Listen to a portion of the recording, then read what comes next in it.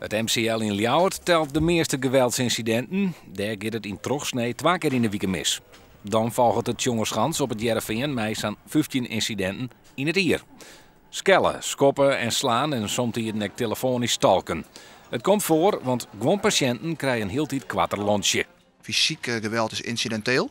Het gebeurt wel, maar het is net dat het elk weekend is. Maar het is met name verbaal geweld. Er zijn heel veel collega's die schromen zich ervoor om te melden. Of die had het idee van ja, die had ik een beetje bij mijn werk. Dus een heel exact beeld dat waarschijnlijk het percentage nog wat hoger dan dat we het nu hebben. Het gebeurt vaak in het weekend, het gebeurt vaak 's nachts ten gevolge vanuit het uitgaansleven.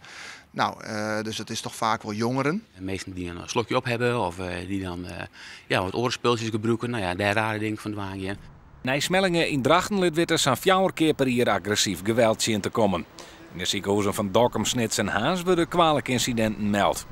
Het Frieske beeld stiert dan ook heks op het landelijke. Want dat is dat 200 mensen het samen al dien ha dat ze een toegangsverbod kregen ha. Ik denk dat in het Westen er is meer zelfverwijzers, meerdere culturen. Meestal stappen sneller naar spoedeisende hulp. Spoedeisende hulp minder drokker in het algemeen.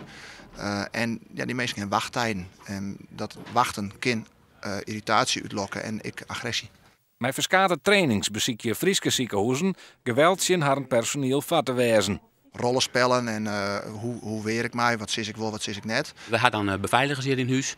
En we hadden op elke afdeling hadden we dan noodknappen. Dus stel je voor dat echt de situatie uit de hand rent, dan kunnen we die indrukken en dan komen de meesten daarbij. We tolereren protten, we houden rekening mee, maar het heeft wel grenzen. En als die grenzen bereikt binnen, dan hebben we de beveiliging en de politie die dus daarin ondersteunt. De minister van Volkshuis liet weten het tal incidenten onacceptabel te vinden.